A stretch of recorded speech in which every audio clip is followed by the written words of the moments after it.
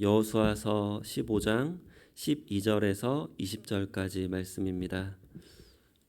우리 성경을 보시고 스크린을 보시고 함께 합독하시겠습니다. 서쪽 경계는 대해와 그 해안이니 유다 자손이 그들의 가족대로 받은 사방 경계가 이러하니라.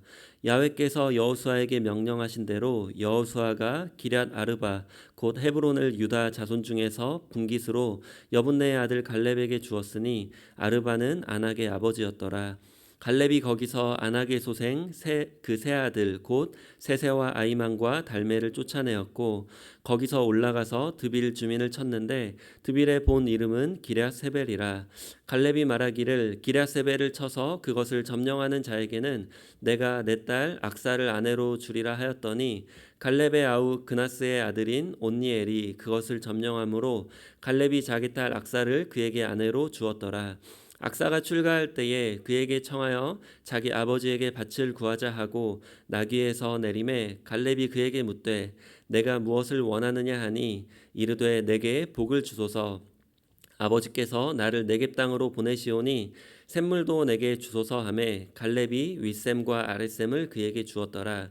유다 자손의 지파가 그들의 가족대로 받은 기업은 이러하니라. 아멘. 오늘은 구약의 그리스도 32번째 시간인데요. 저는 오늘 본문 말씀을 가지고 역전승을 하려면 이라는 제목으로 함께 은혜를 나누고자 합니다. 역전승하면 떠오르는 경기가 있는데요. 2002년 월드컵 때 한국과 이탈리아의 8강전 경기입니다. 이때 이탈리아는 피파 랭킹이 6위였고 이미 월드컵도 3회 우승한 전력이 있었습니다. 이에 비해 한국은 피파 랭킹 40위였는데 사실 8강까지 온 것만 해도 정말 놀라운 기적이었습니다. 경기가 시작하기 전부터 이미 두 팀은 실력 차이가 많이 났습니다. 그런데 전반 5분에 안정환 선수가 페널티킥을 실축하면서 분위기가 더 안 좋게 흘러갔습니다. 사실 이때 이탈리아의 골키퍼는 지금도 전설이라고 불리워지는 이 골키퍼 부폰이었습니다. 안정환 선수가 페널티킥을 할 때 이미 부담을 가지고 페널티킥을 해서 실축한 것 같습니다. 그런데 전반 18분에 이제 이탈리아의 비에리 선수의 헤딩골로 1대0이 되었습니다. 그대로 경기가 계속해서 흘러갔고 경기는 이제 패배한 채로 끝날 것 같았습니다. 하지만 후반전이 끝나기 3분 전에 이제 설기현 선수가 이제 동점골을 넣었습니다. 그래서 연장전에 돌입했고 연장 전반전 15분 또 연장 후반전 15분을 하게 됐는데 연장 후반전 마지막 3분을 남겨놓고 이제 전반전에 그 페널티킥을 실축했던 안정환 선수가 이제 헤딩골을 넣어서 드라마 같은 역전승을 거두게 되었습니다. 안정환 선수는 전반 5분에 페널티킥을 실축하고 이제 이민을 가야 하나 이런 생각도 했었다고 합니다. 사실 그 전반 5분 전에 페널티킥을 실축하고 경기를 뛰는 내내 마음이 힘들었었고 또 누구보다 더 열심히 뛰었을 것입니다. 이 경기가 안정환 선수에게 인생의 터닝포인트가 되었고 한국도 축구 역사상 처음으로 4강까지 올라가게 되었습니다. 우리도 인생을 살면서 이러한 역전승을 꿈꿉니다. 오늘 읽은 본문도 갈렙의 역전승에 대한 이야기입니다. 또한 갈렙의 역전승은 갈렙이 이끌었던 유다 지파의 역전승이기도 합니다. 중요한 것은 갈렙의 최선을 통해서 하나님이 역전승을 이루어 주셨습니다. 믿음은 우리가 할 수 있는 부분인 과정에서 우리의 최선을 다하는 것이고 또 우리가 할 수 없는 결과를 하나님께 맡기는 게 믿음입니다. 우리의 삶에서 패배하고 있다고 느끼는 부분들, 이미 끝난 것 같고 절대 바뀌지 않을 것 같은 이러한 상황에서 하나님의 역전승을 믿음으로 기대하고 받게 되시길 예수님의 이름으로 축원합니다. 모세오경의 핵심은 하나님이 아브라함과 맺어주신 언약입니다. 그런데 그 아브라함과 맺어주셨던 언약은 이제 모세오경에서 결론이 나지 않습니다. 모세도 그 가나안 땅을 앞두고 죽게 되는데 그 모세오경의 결론은 그래서 여호수아서에서 이루어집니다. 그래서 모세오경의 결론을 여호수아서라고 할 수 있습니다. 여호수아서는 1장에서 12장까지는 정복 전쟁을 다루고 있고 13장에서 24장까지는 땅의 분배를 다루고 있습니다. 땅의 분배에서 처음 나오는 게 갈렙의 헤브론 정복과 유다 지파의 땅 분배이고 그 이후에 나오는 분배는 요셉 지파인 에브라임 지파와 므낫세 지파입니다. 그 이후에 나머지 7개 지파의 땅 분배가 한 번에 나오게 됩니다. 유다 지파와 요셉 지파를 따로 중요하게 다루는 이유가 있습니다. 이는 창세기 49장에서 야곱이 죽기 전에 12아들들에게 했던 축복과 관련이 있습니다. 원래 야곱의 장자는 르우벤이었지만 르우벤은 야곱의 첩 빌하와 동침했기 때문에 장자권을 박탈당합니다. 그 다음으로 자격이 있었던 둘째와 셋째인 시므온과 레위도 장자권을 박탈당합니다. 야곱의 딸 디나가 세겜에서 강간당했을 때 시므온과 레위가 하나님의 백성이 되는 거룩한 예식인 이 할례를 악용해서 세겜의 성의 사람들을 모두 죽였기 때문입니다. 시므온과 레위의 혈기로 인해서 야곱은 이제 그 지역 사람들의 공공의 적이 되어서 큰 위협에 빠지기도 합니다. 그 다음으로 넷째가 유다입니다. 야곱은 규가 유다를 떠나지 아니할 것이라고 축복합니다. 규는 왕의 지팡이로서 유다 지파에서 왕이 나올 것을 의미합니다. 그리고 쭉 이어서 축복을 하다가 이제 마지막 즈음에 이제 장자와는 거리가 먼 11번째 아들인 요셉을 굉장히 많이 축복하는 것을 볼 수 있는데, 야곱은 요셉이 셈의 곁에 무성한 가지인데 그 가지가 너무나 무성해서 이제 담을 넘었다라고 축복합니다. 그래서 야곱의 축복이라는 노래에 보면 담장 너머로 뻗은 가지라는 그러한 가사가 있듯이 나무가 너무나 무성했기 때문에 그 담을 넘게 되는 것을 말하고 있습니다.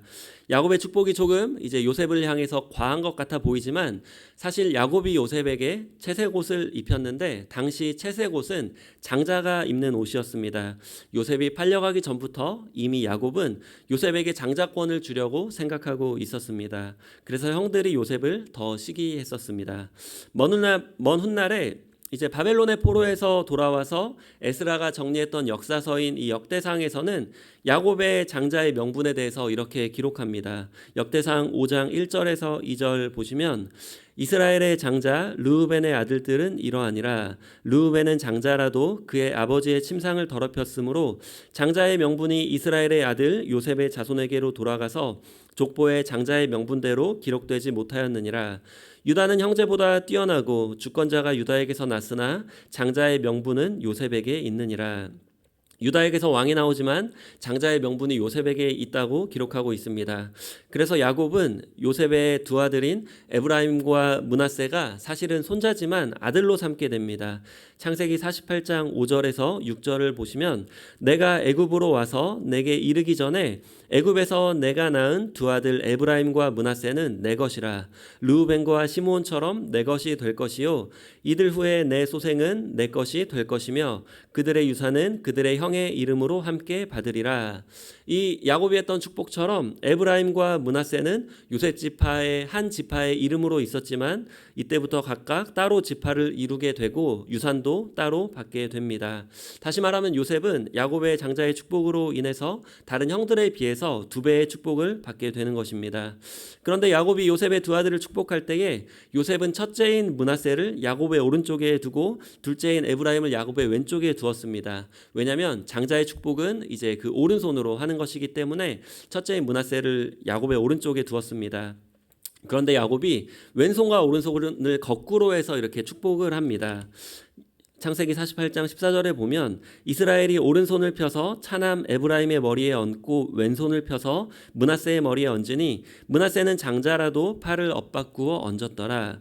요셉은 그 일을 기뻐하지 않았고 야곱의 바뀐 팔을 이제 다시 바꾸려고 했지만 야곱은 그 팔을 바꾸지 않았습니다. 48장 19절에 보시면 그의 아버지 야곱이 허락하지 아니하며 이르되 나도 안다 내 아들아 나도 안다. 그도 한 족속이 되며 그도 크게 되려니와 그의 아우가 에브라임이 므낫세보다 더 큰 자가 되고 그의 자손이 여러 민족을 이루리라 하고, 이 축복대로 이제 북이스라엘의 첫 왕인 여로보암은 에브라임 지파 출신이었고 이 에브라임 지파는 항상 북이스라엘을 대표하는 지파가 되었습니다.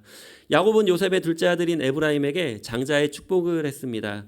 에브라임의 아버지였던 요셉은 또한 애굽의 총리였습니다. 이때부터 에브라임은 이제 아버지와 할아버지의 후광을 힘입어 엘리트 집안이 됩니다. 이에 반해 유다 지파를 보게 되면 유다는 수치스러운 집안이었습니다. 왜냐하면 유다의 첫째와 둘째인 엘과 오난이 하나님이 보시기에 악해서 하나님이 죽이셨다라고 성경은 기록하고 있고, 셋째인 셀라만 남아 있었기 때문입니다. 게다가 유다는 며느리인 다말과 동침하여서 쌍둥이인 세라와 베레스를 낳게 됩니다. 그래서 유다 지파는 크게 세 가족으로 구성이 되어 있는데, 그 유다의 원래 셋째였던 셀라와 또 유다의 며느리와 동침해서 얻은 세라와 베레스, 이 세 가족으로 크게 구성되어 있습니다. 엘리트 집안인 에브라임에 비해서 유다의 집안은 콩가루 집안과도 같았을 것입니다. 가나안 정탐 때 이제 믿음의 보고를 여호수아와 갈렙이 함께 하지만 모세의 후계자가 된 것은 에브라임 지파의 여호수아였습니다. 여호수아가 1인자가 되었고 갈렙이 유다 지파의 갈렙이 2인자가 되었습니다. 이것은 개인과 개인이 아닌 이제 지파, 에브라임 지파가 첫 번째 지파가 되고 유다 지파가 둘째 지파가 되었다는 것을 의미합니다. 사실 유다 지파가 가장 숫자가 많았지만 그 지파에서 이제 이스라엘의 지도자가 나오진 않았었습니다. 그런데 이 흐름을 뒤바꾸는 사건이 등장합니다.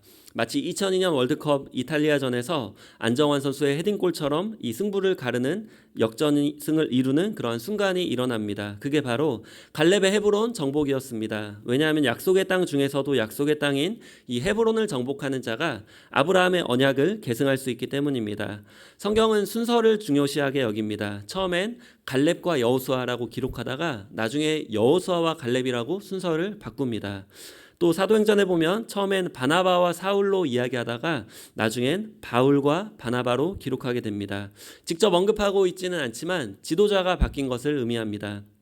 여호수아서에서도 요단강 서편의 가나안 땅을 9지파 반이 나누어 가지게 되는데, 이때 가장 먼저 등장하는 게 14장 15장에서 갈렙의 헤브론 정복과 유다 지파의 땅 분배입니다. 이어서 16장 17장에서 에브라임과 므낫세 지파의 땅 분배가 나옵니다. 그전에는 에브라임 지파가 첫 번째였고 유다 지파가 두 번째였지만 갈렙의 헤브론 정복을 계기로 이제 유다 지파가 다시 앞서 나오게 됩니다. 그만큼 갈렙의 헤브론 정복이 중요했다는 의미이고, 또한 이로 인해서 유다 지파의 이스라엘의 또 전체의 영적인 흐름이 바뀌었다는 의미이기도 합니다. 갈렙의 헤브론 정복은 갈렙 개인의 역전승이기도 하지만 유다 지파의 역전승이기도 합니다. 본문에서는 갈렙이 치렀던 전쟁에 대해서 좀 더 자세히 언급합니다. 유다 지파가 역전승을 할 수 있었던 이유가 바로 여기에 있습니다. 여호수아서 15장엔 유다 지파가 받았던 기업을 기록합니다. 땅의 경계가 어디인지 크게 보여주고 그 다음에는 성읍과 마을까지 자세히 기록합니다. 이것은 하나님께서 약속하셨던 땅을 신실하게 주셨다는 것을 의미합니다. 또한 그 장이 굉장히 많은데 유다 지파가 많은 기업을 받은 것도 보여줍니다. 그런데 중간에 오늘 함께 읽었던 본문이 삽입되어 있는데 뭔가 중요한 의미를 가지는 것처럼 중간에 등장합니다. 본문엔 갈렙과 갈렙의 딸 악사와 갈렙의 조카 온니엘이 등장합니다. 이 세 명에게는 공통점이 있습니다. 먼저 갈렙과 마찬가지로 이들 모두 이방인입니다. 갈렙은 그나스의 아들인데 그나스는 에돔 족속으로 에서의 후예입니다. 갈렙은 유다 지파의 지도자였지만 순수 유다 혈통이 아닙니다. 애굽에서부터 이들은 이미 유다 지파에 편입되어 살다가 출애굽할 때 함께 나온 것으로 보입니다.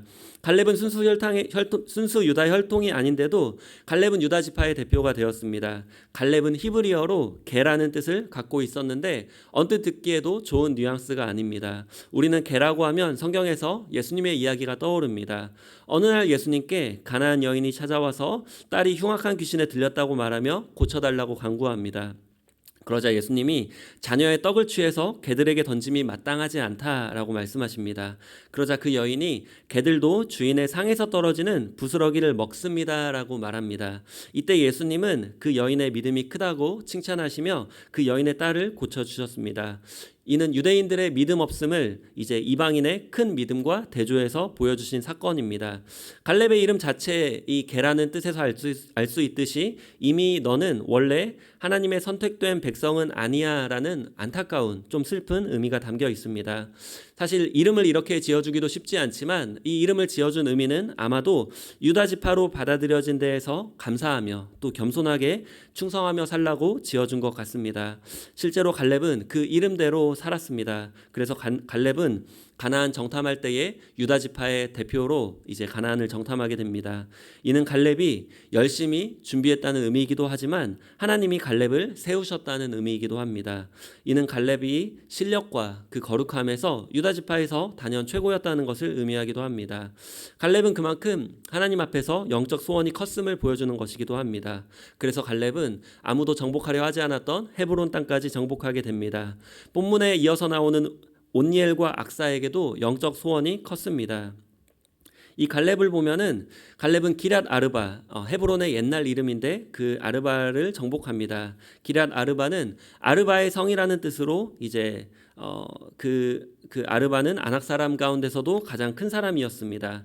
아낙 사람은 10명의 정탐꾼들이 전설의 거인인 네피림의 후손이라고 할 정도로 또 그들이 보기에 우리가 메뚜기와 같았다라고 할 정도로 강했던 사람들입니다. 이 소문은 온 이스라엘에 퍼졌는데 그 소문으로 인해서 온 이스라엘 백성들이 다시 애굽으로 돌아가자 그리고 모세를 반역할 정도로 그 두려움을 줬던 족속이 이제 아낙 자손입니다. 갈렙은 누구도 정복하려 하지 않았던 이 기럇 아르바를 정복합니다. 여기서 우리는 갈렙이 그만큼 영적 소원이 컸던 것을 알 수 있습니다. 영적 소원이 큰 사람은 리스크를 감수합니다. 갈렙은 자신의 목숨을 걸고 헤브론을 정복합니다.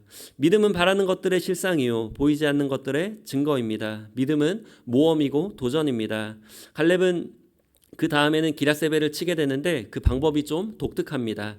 갈렙은 이런 제안을 합니다. 본문 16절에 보시면 갈렙이 말하기를 기랏세벨을 쳐서 그것을 점령하는 자에게는 내가 내 딸 악사를 아내로 주리라 하였더니 두 가지 의미로 우리는 생각해 볼 수 있는데 첫째는 갈렙이 기랏세벨을 얻기 위해 딸 악사를 하나님께 내어준다는 의미입니다. 왜냐하면 갈렙은 헤브론 정복을 끝으로 너무 나이가 많이 들어서 이제 더 이상 직접 정복하기는 힘이 들고 마지막 남은 방법인 딸을 하나님께 드려서 또 정복하는 자를 그 악사의 남편으로 주어서 이 기랏 헤벨을 대신 정복하게 하는 방법을 쓰는 것처럼 보입니다. 마치 하나님이 다른 방법으로는 절대 정복할 수 없는 우리의 죄를 정복하시기 위해서 예수님을 내어주신 것을 예표합니다. 갈렙도 나이가 많았고 약해졌고 더 이상 정복할 수 없었지만 자신의 딸, 사랑하는 딸인 악사를 내어주면서까지 그 기랏세벨을 정복하고 싶어 했습니다.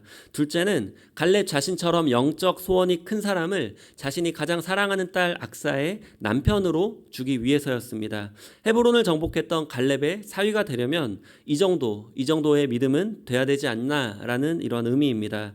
그런데 신기하게도 그 제안을 받아들인 사람은 갈렙의 조카 온니엘입니다. 본문 17절에 보시면 갈렙의 아우 그나스의 아들인 온니엘이 그것을 점령함으로 갈렙이 자기 딸 악사를 그에게 아내로 주었더라. 기랏세벨도 정복하기 쉽지 않은 산지 지역입니다. 온니엘도 갈렙처럼 리스크를 감수하고 기랏세벨을 정복합니다. 온니엘이 리스크를 감수했던 이유는 딸 악사를 얻기 위해서가 아니라 갈렙의 사위가 되고 싶었기 때문일 수도 있습니다. 다윗도 사울의 딸 미갈과 결혼할 때 망설였던 이유 중에 하나가 이제 왕이었던 사울의 사위라는 자리가 가난하고 천했던 자신에게 맞지 않다고 생각했기 때문입니다. 그래서 온니엘은 그 갈렙의 딸 악사보다 오히려 갈렙의 사위라는 그 자리를 얻기 위해서 이 기랏세벨을 정복했을 확률이 더 높습니다. 온니엘은 자신의 목숨을 걸고 갈렙의 사위가 되므로 갈렙의 후계자의 예비 후보에 들어가게 됩니다. 실제로 온니엘은 이어서 사사시대의 첫 번째 사사가 됩니다. 이스라엘의 지도자가 이제 여호수아 에브라임 지파에서 이제 온니엘로 또 유다 지파로 옮겨지는 굉장히 유의미한 사건입니다. 악사는 온니엘과 결혼할 때에 아버지 갈렙에게 이렇게 요구했습니다. 본문 18절 19절에 보시면 악사가 출가할 때에 그에게 청하여 자기 아버지에게 밭을 구하자 하고 나귀에서 내림에 갈렙이 그에게 묻되 내가 무엇을 원하느냐 하니 이르되 내게 복을 주소서 아버지께서 나를 네겝 땅으로 보내시오니 샘물도 내게 주소서 하매 갈렙이 윗샘과 아랫샘을 그에게 주었더라. 갈렙은 이미 온니엘과 악사에게 그 네겝 땅을 주었습니다. 그런데 악사는 갈렙에게 샘물까지도 달라고 요구를 하는 것입니다. 악사가 받았던 네겝 땅은 이제 이삭이 우물을 팔 때마다 이제 우물을 빼앗겼던 그 땅입니다. 왜냐하면 그 땅에는 물이 부족한 사막지대이기 때문입니다. 물론 당시에 이제 아버지가 그 신부를 이제 신부의 아버지가 결혼 지참금을 주는 문화가 있었습니다. 하지만 악사가 요구했던 것은 결혼 지참금이라고 하기에는 너무나 큰 것을 요구했습니다. 악사는 갈렙에게 리스크를 걸고 무리한 요구를 합니다. 갈렙은 이 악사의 요구를 또 들어줬습니다. 본문은 갈렙의 헤브론 정복이 역전승의 기반이 되어서 유다 지파가 전면으로 대두되는 장면입니다. 여기에는 많은 사람들의 영적 소원이, 이 세 사람의 영적 소원이 있고 또 그들의 리스크를 건 정복이 나와 있습니다. 갈렙의 정복이 있고 또 온니엘의 정복이 있고 또 악사의 그 샘들의 정복이 나와 있습니다. 그것은 영적 소원을 가지고 있었고 또 그들이 그만큼 리스크를 걸었다는 의미이기도 합니다. 오늘날 교회의 가장 약한 부분은 아마 영적 소원의 결핍일 것입니다. 세상적인 소원은 이미 세상 사람들보다 교회 안에서 더 많이 있는 것 같기도 합니다. 하지만 영적 소원은 교회 안에서 더 이상 찾아보기 힘이 들 정도입니다. 하지만 영적 소원은 갈렙의 역전승을 이루어냈고 유다 지파의 역전승도 이루어냈습니다. 세상적인 것은 있다가도 없어지고 또 없다가도 있어집니다. 무엇보다도 세상적인 것은 이 땅에서만 유효하게 되고 우리가 가게 되는 영원한 하늘나라에는 가져갈 수 없는 것입니다. 세상적인 소원으로는 또한 절대 역전승을 이루어낼 수가 없습니다. 코로나로 인해 우리의 영적 소원은 한풀 더 꺾여지는 것처럼 보입니다. 하지만 갈렙이 가질 수 없는 중에 영적 소원을 가졌고 역전승을 이루어냈고 그것은 개인의 역전승이 아니라 그 지파의 역전승이 되었던 것처럼 오늘 우리 말씀을 통해서 다시 한번 우리에게도 영적 소원이 일어나기를 소원합니다. 영적 소원을 갖고 믿음의 도전과 모험을 하셔서 인생의 역전승을 이루는 또한 가문의 역전승을 이루시는 저와 여러분이 되시길 예수님의 이름으로 간절히 축원합니다.